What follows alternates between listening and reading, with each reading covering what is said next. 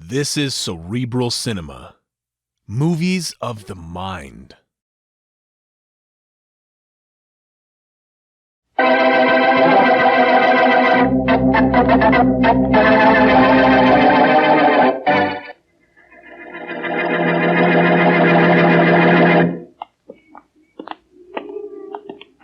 Blackie. Look, what's the matter, Mary? Oh, you were a million miles away. I guess I was. What's her name? Buttercup. Poor little Buttercup, Are you still dear. thinking about last night's performance of Pinafore? Say, those two boys, Gilbert and Sullivan, made a great team, didn't they? Oh, you bet. I am the monarch of the sea, the ruler of the Queen's Navy, whose praise Great Britain loudly chants, and so on the cousin Everybody that on the street looking. Methinks I should have been an actor. You have enough ham in you for a whole troop. And you're bringing home the bacon. Oh, Blackie. Hi, Blackie. Miss Weston. Hello, Frosty. How's my favorite newsboy? Okay. Good. I'll take my globe, please. Sure, Blackie. Here's your Sentinel. Frosty, the globe. That's right, Blackie, the Sentinel. What's the matter with you, Frosty? Nothing, Blackie. Here's the Sentinel. Take it, will you? Hurry. You know I get the globe every day. Of course he does. For once, he's got to read the Sentinel. Go ahead, There's Blackie. something in it he's got to see.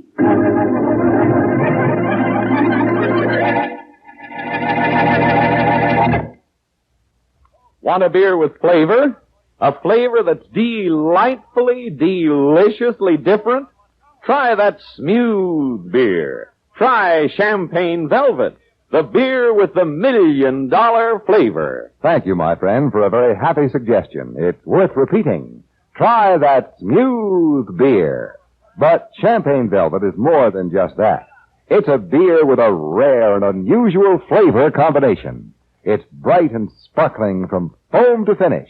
It's light and lively with a clear, clean taste that makes you sure it's pure. And best of all, it has the rich, robust, and full-bodied flavor that stamps it as a beer of real premium quality. Premium quality that costs you no premium in price. Light and lively, bright and sparkling, yet just as smooth. What a flavor combination. And you're sure it's pure. Now back to Dick Calmer as Boston Blackie.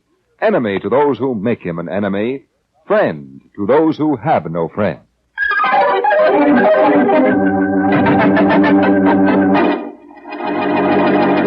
I give up, Blackie. Beats me. We've looked through the Globe and the Sentinel, and every important story's duplicated in both papers. We still have this back page, Mary. Well, probably just like the rest of the paper. There must be something here, or Frosty wouldn't have insisted I read the Sentinel. Oh, maybe we've overlooked something. Could be.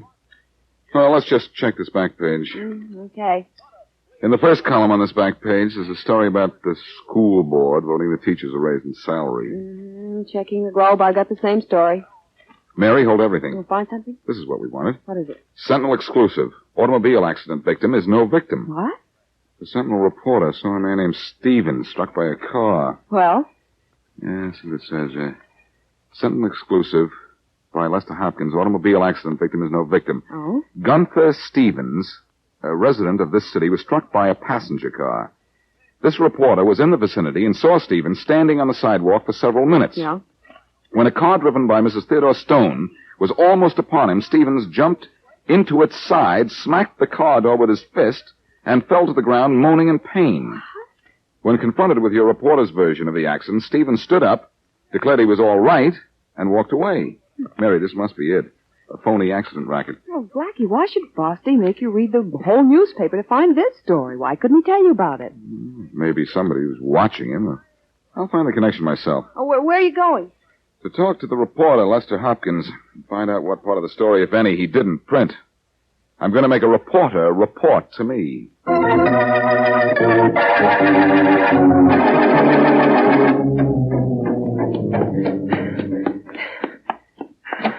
Brother Harry, have you seen a Sentinel? My dear Dolores, so much excitement. Well? Be calm, my good woman. Calm? Well, let's see how calm you can be when you read this story. Something about our Polk Street mission in the newspaper. Here, read it for yourself. Where? There. Oh, Sentinel exclusive. Accident victim is no victim. There. Mm-hmm. Oh, dear. But what are you going to do? Let us not rush into this. We must examine all the avenues of approach and then act decisively. Oh, Brother Harry, you are so masterful. Thank you. First, call this reporter, this Lester Hopkins. What? Yes, and tell him to be careful when he crosses the street. What do you mean? Precisely, do it, my dear. Here's the phone number in the editorial box. Well, I guess you know best, Brother Harry.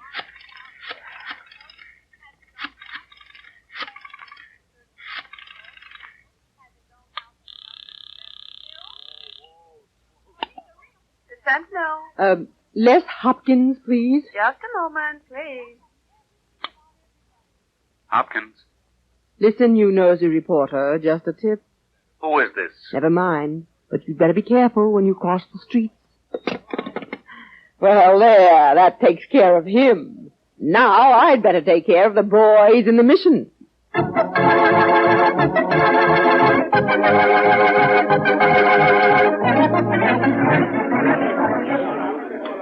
Peace, brethren!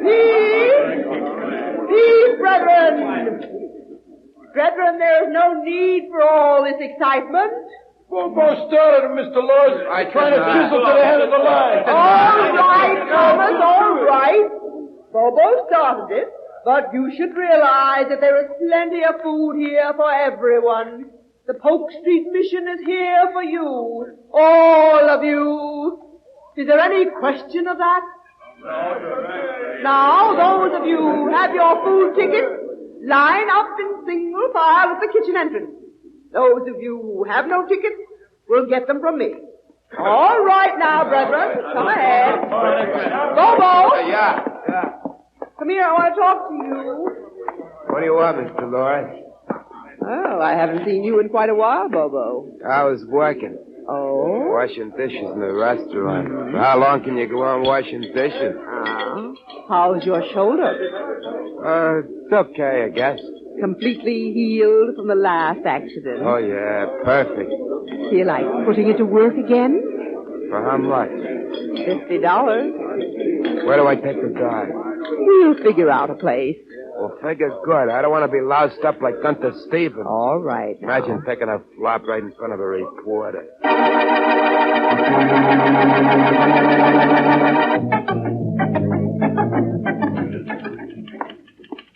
Is this the genius department? Oh, Boston Blackie. Hello, Lester. Just walk into this broom closet. Doubles as my office. If I take a deep breath, there may be room for both of us here. You didn't come up here to make jokes, Blackie. Now, what do you want? What did you leave out of that story on the accident victim, Gunther Stevens? Oh, where do you come into this? I don't know. That's why I came to you. What I tell you is just between us, okay? Check. I think I've stumbled onto a phony accident swindle. Your story certainly sounded like it. Bigger than I thought. What do you say then? Some dame called me right after the story appeared and told me to be sure and look twice before I crossed the street. Threats? Well, sounds good. Or it may be a crank, but I doubt it. So do I. Now, what did you leave out of the story? I followed Gunther Stevens after the accident. Yeah. He's holed up in a broken-down apartment house on Doyle Street. Well, what did he say when you talked to him? He slammed the door in my face. No kidding. Threatened to call the cops if I didn't leave him alone. I'll be darned. I'm including all this in my follow-up story. Do you have the address of this Gunther Stevens? Yeah, just a minute. Yeah, here it is. 3175 Doyle Street. 31 One flight up. Uh-huh. Well, can you hold off your story for a while? If I can get a better one. I'm not promising anything. But I'm going down to see Gunther Stevens. Suppose he slams the door in your face. If he does, I'll slam his face into the door.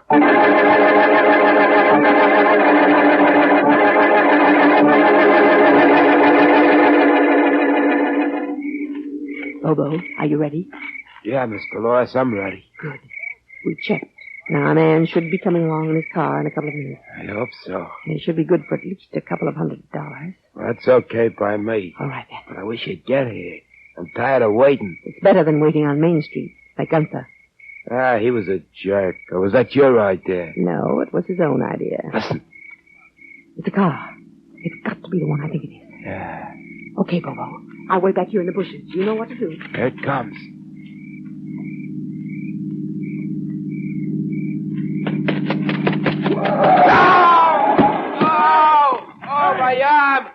you broke my arm.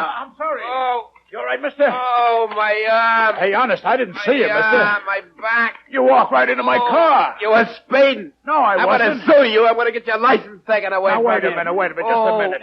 Hey, you better get in the car. Get in. I'll take you to a hospital, but I wasn't speeding, Look, mister. mister, I saw the whole thing. I think you were speeding. Oh, wait a minute. Where did you come from? I was walking along this road here. You were going 60 at least. Gee, thanks, lady. That's all right. This man says I walked into his car. What? Oh, my arm. Oh, gee. This is going to cost you your license. You're never going to drive again. Now, look, lady, help me, will you? But you I didn't need my hurt. car for business. I didn't see this guy. The whole thing was all an accident. Oh, what can I do, mister? I can't afford any trouble. And I can't afford no broken arm. Well, look, I'll tell you what I'll do. I'll give you $100. Look, it's none of my business, mister, but this man's doctor's bill certainly will run more to that. Yeah, but How much money do you have on you? Well, let me see. I got $260. Say, fella, would you forget about this for $260? Well... That's all he has. Please, mister, huh? Okay. Thanks a lot. Oh, you go ahead, mister. I'll take care of him.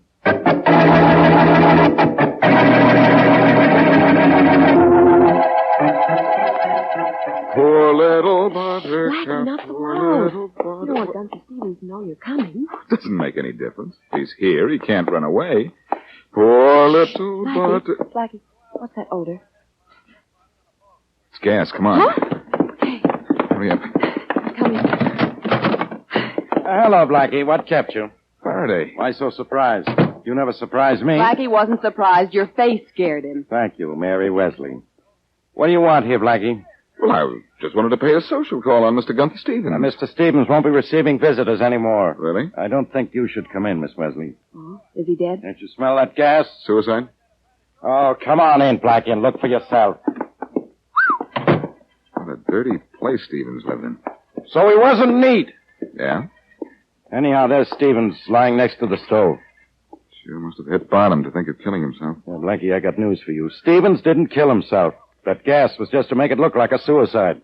Oh. He was murdered. I don't know why or who did it. Yeah, of course you do. No, but I'm going to find out who found him in before you found him dead.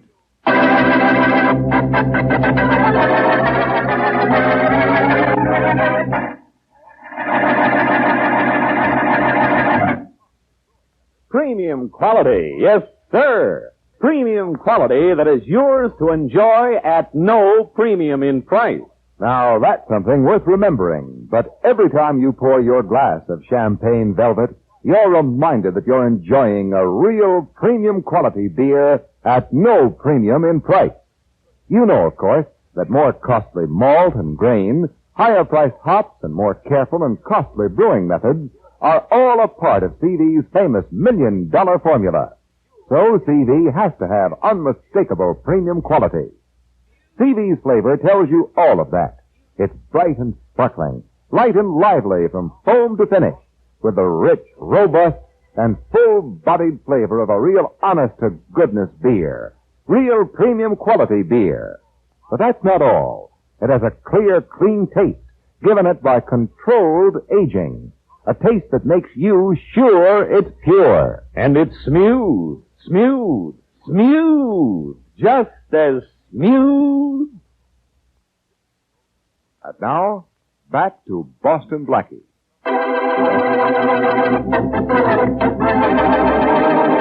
A downtown mission serves as a front for a phony accident racket. And it is from the ranks of the charity seekers that Dolores recruits her needed stooges to fall in front of cars. Blackie is put onto this racket by a newspaper story.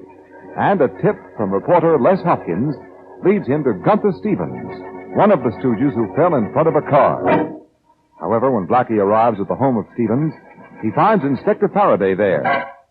Stevens has been murdered. As we return to our story, Blackie and Faraday are still in the apartment of Gunther Stevens. Find anything, Blackie? Nothing in this closet except suits of clothes and a torn pair of shoes. That's all? Yeah. But Just look at this suit, will you? Look at this suit. Jacket torn, sleeves worn at the edges, pants patched in half a dozen places. Stop admiring Stevens' wardrobe, Blackie, and search the pockets. Okay, Faraday, relax. Relax. In this next pocket we have matches, And a meal ticket for the Polk Street Mission. Sure beats me why anybody would want to kill a down-and-out bum. Don't you read the papers, Faraday? What papers? This is the guy who tried to fake an accident on Main Street yesterday by walking into a moving car. Which only proves how down-and-out he really was. Does it? Maybe Yes. it proves that he was killed by someone higher up in the phony accident racket. So now it's a racket. A great big phony accident racket. That's what it might be. Yeah, as phony as you... Stevens carried a meal ticket for the Polk Street Mission. Oh. I'm going over to the Polk Street Mission and see what I can find when I poke around a bit.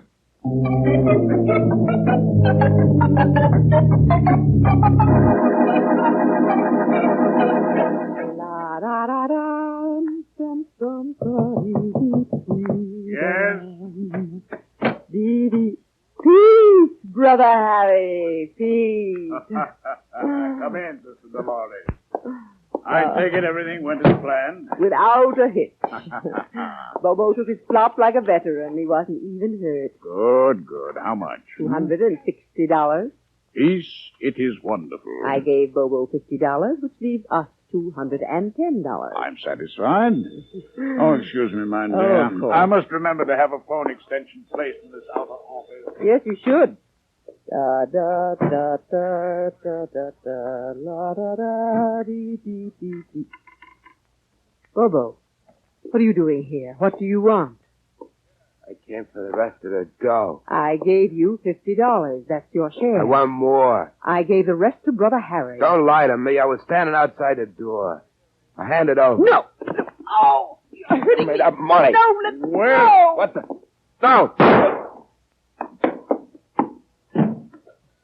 I guess it's bye-bye Bobo. And Dolores? Peace, Brother Bobo. Peace. Like Caesar, he got ambitious. And like Caesar, he wound up on the floor.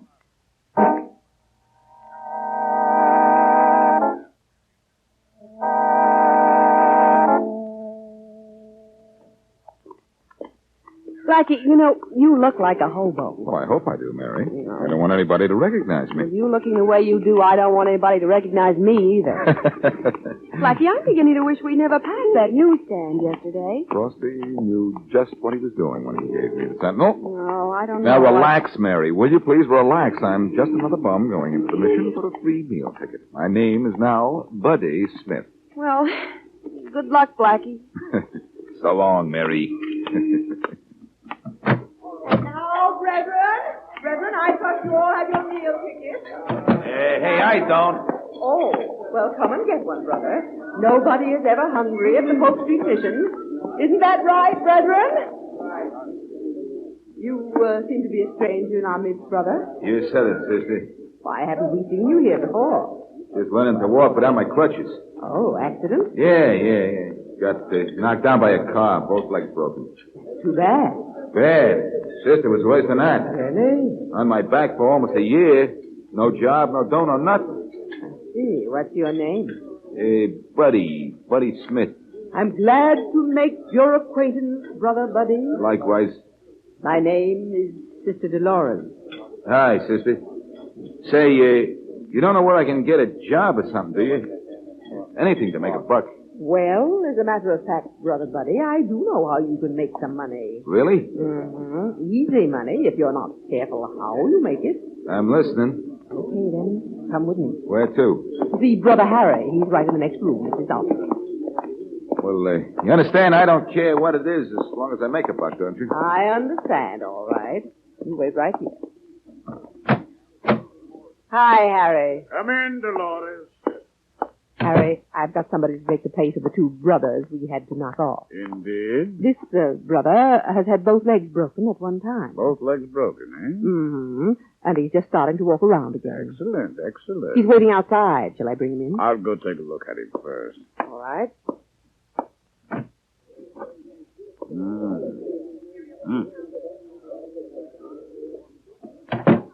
My dear Dolores, you know who that bum is? Told me his name was Buddy Smith. Buddy Smith. Yes. He's disguised, but he's Boston Blackie. What? Yes. Well, we'll take care of him. He doesn't know I recognize him. Now, I want you to go out and tell him something. Okay. He wants to take a fall for us. We'll let him. But the fall will be permanent. Well, you understand I don't care what it is as long as I make a buck, don't you? Okay, then. Come with me. Where to? Well, you understand I don't care what it is as long as I make a buck, don't you? Where to? I want you to go out and tell him something.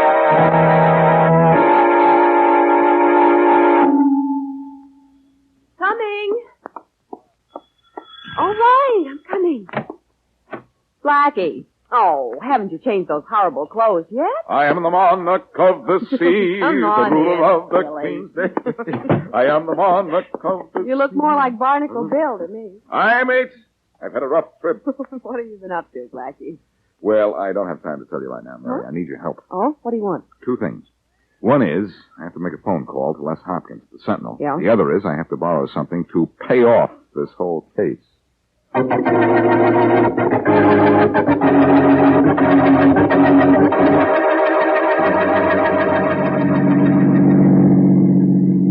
Don't drive so fast, Brother Harry. We don't want to attract the police. Especially with that Bobo's body in the back of the car. Yes. I understand, my dear. How much longer, Brother Harry? The waterfront is around this next corner.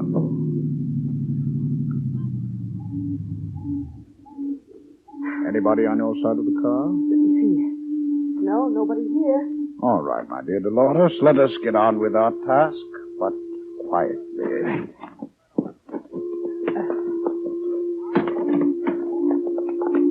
Now, just let me open this car trunk. Maybe I can help. Harry, I hope nobody comes nosying around. Let us hope that good fortune is with us. You keep watch. I can manage by myself. All right, Brother Harry. I'll stand off over here. If anyone comes, engage them in conversation. It will only take a couple of minutes. All right.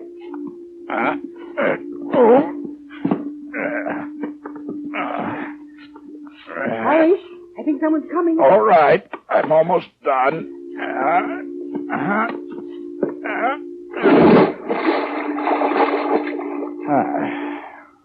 Sister Dolores, 'tis done. Now to take care of Boston Blackie.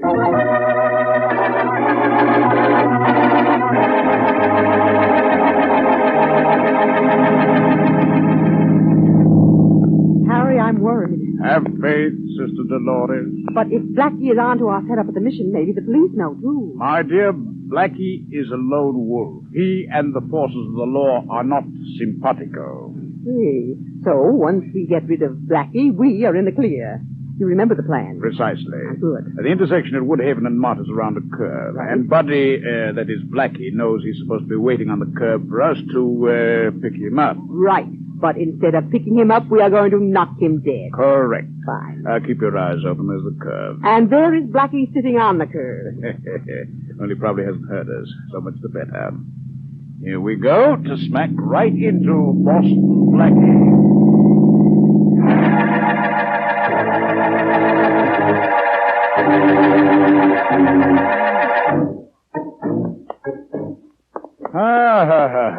That was a good night's work, Dolores. Brother Harry, you are really terrific. Thank you, my dear. Harry, Huh? look, the office door is open and the lights on. Whoever it is has had us come up the stairs, my dear. Hello. And, who might you be? Les Hopkins of the Morning Sentinel. Harry, he's the one who wrote about Gunter Stevens. Quiet. And, what do you want? I want to do business with you. I, don't understand. I happen to be at the intersection of Woodhaven and Mott. Oh, really? I had my camera with me, and I happened to snap the picture when your car killed Boston Blackie. There must be some mistake. Oh, no, there's no mistake. I have the picture. Do we do business, or do I go to the cops? Harry. Let me handle this, Dolores. Just, what is it you want, Mr. Hopkins? I want in. Indeed. I've been onto your setup. A phony accident racket using a mission as a front. And getting bums who have already been in accidents to take dives. And I like it.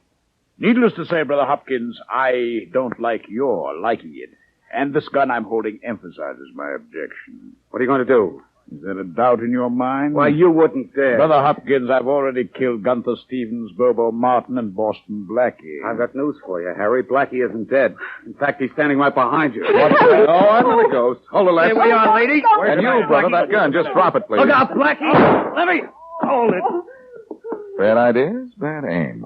I'll take the gun. No. Please. There, that's better. I don't understand. Oh, very simple, brother. I saw you peep out at me from your office, and I walked up to the door and listened and heard you tell Dolores that you recognized me. But you were at the corner of Woodhaven and Mott Street. Sorry to disappoint you, but that wasn't me. It was 3 pillows and a sheet which I borrowed from a certain young lady, propped up to look like a body. Let me go. I'm getting out of here. You're going out?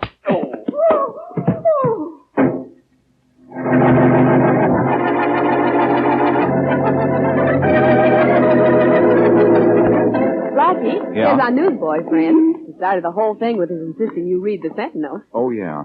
Hello, Frosty. Hi, Blackie. Miss Leslie. Hi there. How'd you like that article, huh? Oh, it was great. It Sure was. put me onto the solution of that phony accident racket. Only accident, Racket. What's that got to do with my sister's wedding? Gee, what are you talking about? Didn't you see it? Huh? A 2-column spread about my sister getting married with a picture and everything. Where? That's what I want you to see in the Sentinel. Didn't it surprise you? Oh, Blackie. Oh, Blackie is right. Come on, Mary. Yeah, bye, Frosty. Can you imagine? This whole thing was hatched because Frosty's sister was hitched.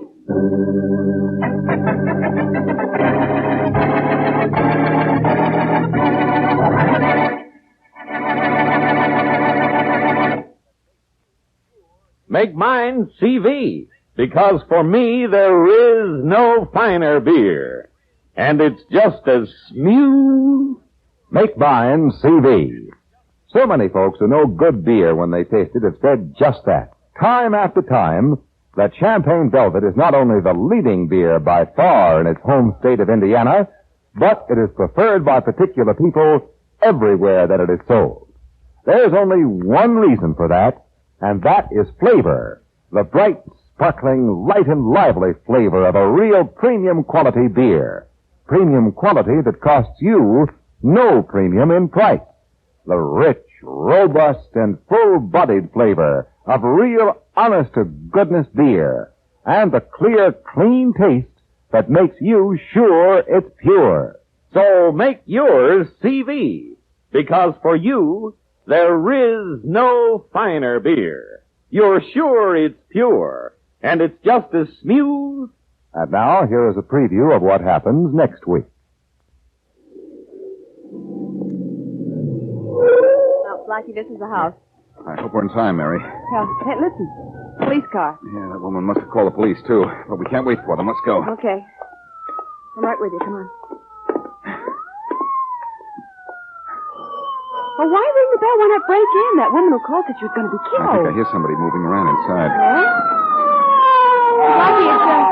Blackie, it's Faraday in that police car. Oh, I might have known you'd be here, Blackie. How are you? Hello. Look, Blackie, if this is one of your gags... No, look, it's no gag, Inspector. Blackie got a call from a lady who said she was going to be killed. I was there when the call came through. I got the call, too, and it... What are we standing out here for? I rang the bell. I'm waiting for someone to answer it, unless you have a better idea. I always have a better idea than any you think of. If you do, you sure can keep a secret. Blackie, someone's opening the door. Oh, let me... What's the big idea of all this, Racket? Now, take it easy, old timer. We Well, just look, want to see the lady of the house. Lady, you got the wrong address. You got the wrong idea. I'm Faraday of Homicide. Homicide. The lady called us, gave us this address, told us she was going to be killed. You better let us in. A lady called. This address going to be killed. What's so funny? Well, you can come in and look around for yourself. That's just what we intend to do. But there's been nobody inside this house except me for the past 3 years.